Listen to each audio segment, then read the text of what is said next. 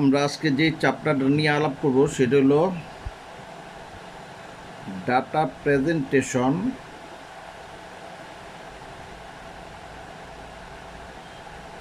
Classification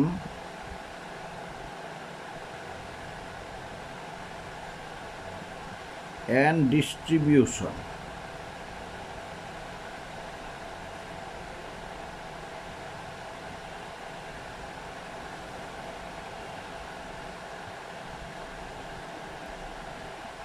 আমরা প্রথমে আলাপ করব types of frequency distribution. Types of frequency distribution.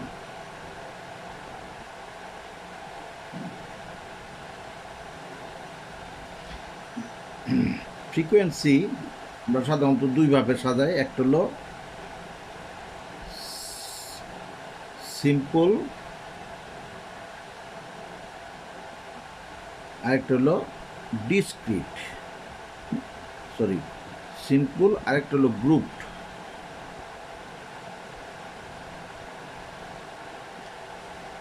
Grouped আবার দুই রকম, একটা হলো ডিসক্রিট, আরেকটা হলো কন্টিনিউয়াস।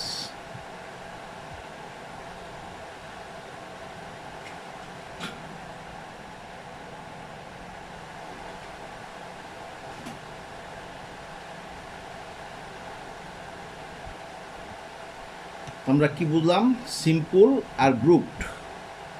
আমরা ফ্রিকোয়েন্সি ডিস্ট্রিবিউশন করি দুইভাবে, সিম্পল আর গ্রুপড আবার দুই রকম, একটা হলো ডিসক্রিট আর একটা হলো কন্টিনিউয়াস। তা আমরা আজকে তিনটা ডাটা ফ্রিকোয়েন্সি ডিস্ট্রিবিউশন আলাপ করি, সেটা হলো সিম্পল, ডিসক্রিট আর কন্টিনিউয়াস।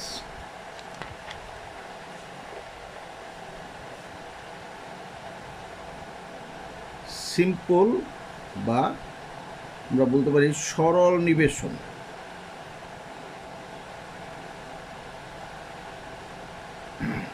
সিম্পল বা সরল নিবেশন, এখানে দেখবা কি শুধু এক্স দেয়া থাকে, যেমন এক্স দিয়ে লেখা আছে 3, 4, -6, 0, -8, 12, 14, 16, 18 এমন একটা করে সংখ্যা।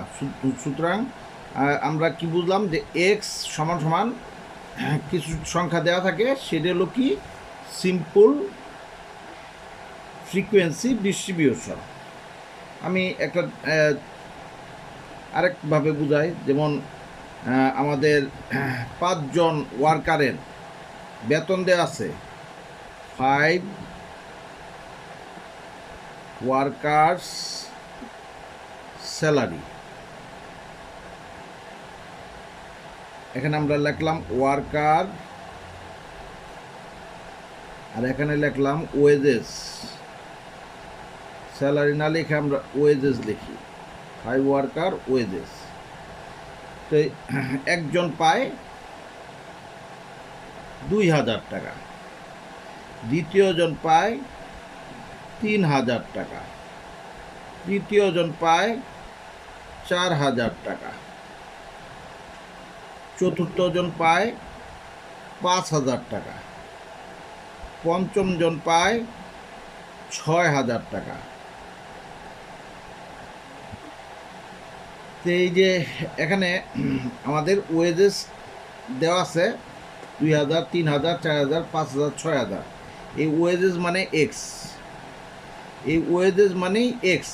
এই শুধুমাত্র এক্স দেওয়া থাকলে সেটা হলো সিম্পল ফ্রিকোয়েন্সি ডিস্ট্রিবিউশন। আবার আমরা যদি বলি 10 জন ছাত্রের মার্কসগুলি দেওয়া আছে, এই যে 10 জন ছাত্রের মার্কস মানেই এক্স, মার্কস মানেই এক্স দেওয়া আছে। এক্স যদি বলি, প্রথম জন ছাত্রের নাম্বার দেওয়া আছে 10, তারপরে দ্বিতীয় জন 30, তৃতীয় জন 40, চতুর্থ জন 50, ষষ্ঠ জন 60, সপ্তম জন 70, অষ্টম জন 80, নবম জন 85, দশম জন 90। এই যে এখানে 10 জন ছাত্রের নাম্বার দেওয়া আছে, এগুলো হলো এক্স। শুধু এক্স দেয়া থাকলে সেটা হলো কি সিম্পল ফ্রিকোয়েন্সি ডিস্ট্রিবিউশন, ঠিক আছে। শুধু এক্স দেয়া থাকলে তখন মনে রাখবে এটা সরল নিবেশন।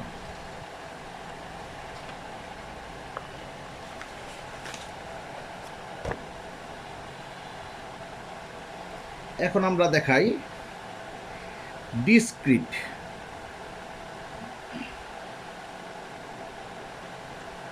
এটা কিন্তু গ্রুপের একটা অংশ, GROUPED, গ্রুপ ডাটার একটা অংশ। ডিসক্রিট মানে বিচ্ছিন্ন, বিচ্ছিন্ন। ডিসক্রিটে আবার দেখবা দুইটা জিনিস থাকে, একটা এক্স থাকবে আর একটা অ্যাপ থাকবে। এক্স মনে করি মার্কস,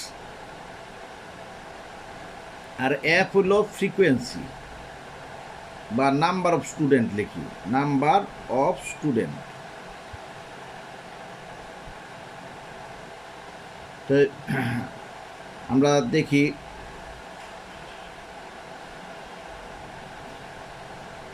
চারজন ছাত্র পাইছে 10 কইরা, 7 জন ছাত্র পাইছে 15 করে, তারপরে 10 জন ছাত্র পাইছে 20 করে, 6 জন ছাত্র পাইছে 25 করে, আর 3 জন ছাত্র পাইছে 30 করে।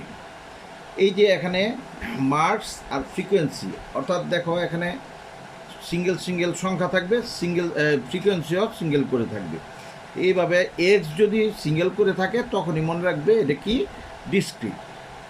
তারপর আমরা গ্রুপের আরেকটা পাইছি কন্টিনিউয়াস। কন্টিনিউয়াস মানে অবিচ্ছিন্ন, অবিচ্ছিন্ন নিবেশন,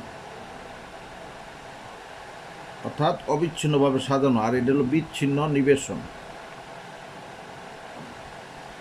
অবিচ্ছিন্ন নিবেশনে আবার এক্স থাকে না, এখানে মনে করো এই থাকে size of item, size of item থাকে, অথবা ক্লাস থাকতে পারে, যেটাই থাকুক। এটা হলো সবসময় রাখবে এইভাবে থাকে, যেমন 0 থেকে 10, 10-এর থেকে 20, 20-এর থেকে 30, 30-এর থেকে 40, 40-এর থেকে 50, 50 থেকে 60। এইভাবে যদি থাকে তখন মনে রাখবা কি এটা কন্টিনিউয়াস, অর্থাৎ রেঞ্জ থাকবে 0 থেকে 10, 10 থেকে 20, একটা রেঞ্জ থাকবে। এমন রেঞ্জ থাকলে এটা হলো কি কন্টিনিউয়াস।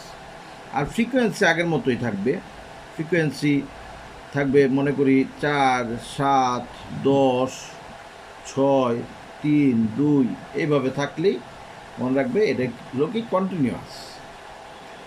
কন্টিনিউয়াস আবার দুই প্রকারের, কন্টিনিউয়াস দুই প্রকারের, একটা হলো ইনক্লুসিভ, ইনক্লুসিভ মানে অন্তর্ভুক্ত, আর একটা হলো এক্সক্লুসিভ, বহির্ভূত।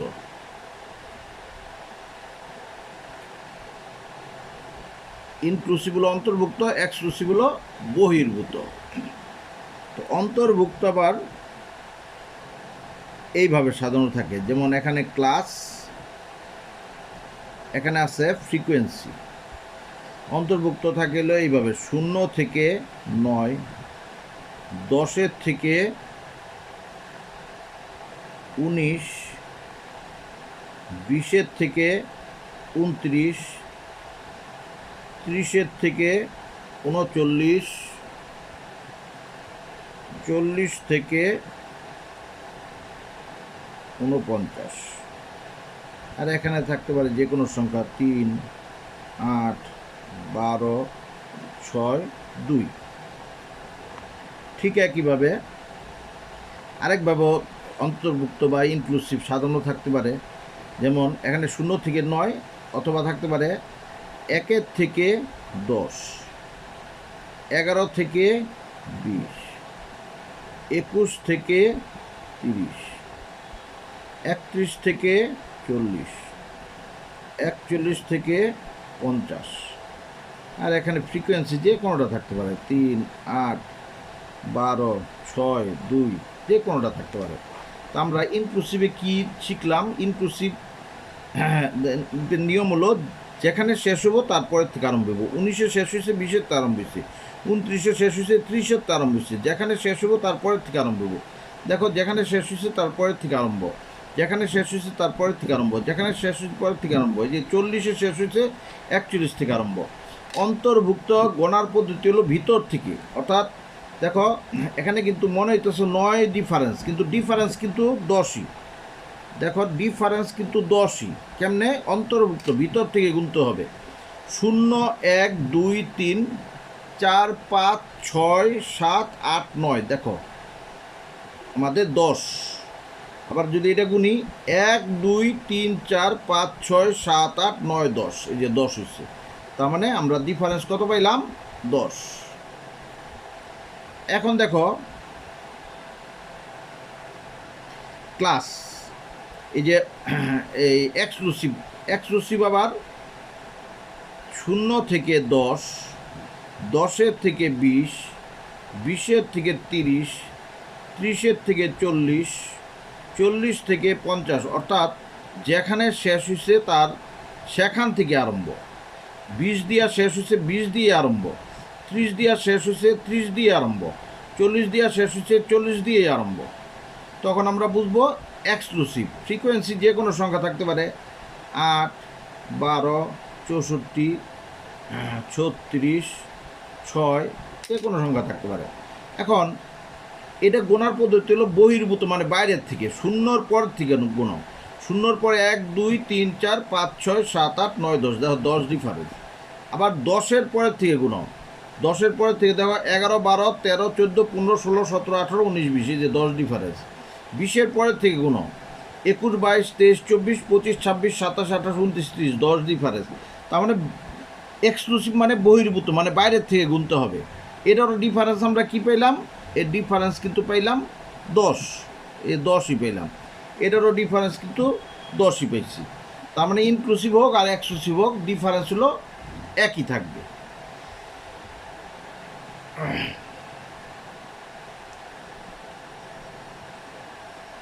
তবে আমরা কি বুঝলাম? আমাদের সব সময় রাখতে হবে, আমরা সিম্পল চিনব কিভাবে? এই যে শুধু এক্সের সংখ্যাগুলি দেওয়া থাকলে এটা হলো সিম্পল। আর ডিসক্রিট চিনব কিভাবে? এই যে এক্সের সংখ্যা যেমনভাবে সিঙ্গেল থাকবে, কোনো রেঞ্জ থাকবে না, আর এফের সংখ্যা দেওয়া থাকবে, এটা হলো ডিসক্রিট, মানে বিচ্ছিন্ন নিবেশন। আর কন্টিনিউয়াস হলো 0 থেকে 10, 10-এর থেকে 20 একটা রেঞ্জ থাকবো, অথবা 0 থেকে 100, 100 থেকে 200, 200 থেকে 300, 300 থেকে 400, 400 থেকে 500, 500 থেকে 600, এইভাবে থাকবো। এইভাবে রেঞ্জ দেওয়া থাকলে সেটা হলো কি? কন্টিনিউয়াস। ঠিক আছে? তাই আমরা কেন সিম্পল, ডিসক্রিট আর কন্টিনিউয়াস মনে রাখবো? এটা মনে রাখবা, সিম্পলের সূত্র একরকম থাকে স্ট্যাটিস্টিক্সে, ডিসক্রিটের সূত্র আরেক রকম থাকে স্ট্যাটিস্টিক্সে, কন্টিনিউয়াসের সূত্র অন্যরকম থাকে স্ট্যাটিস্টিক্সে। একটার সূত্র আরেকটার সাথে মিলবে না। তাই আমাদের আগে চিনতে হবে কোনটা সিম্পল, কোনটা ডিসক্রিট, কোনটা কন্টিনিউয়াস।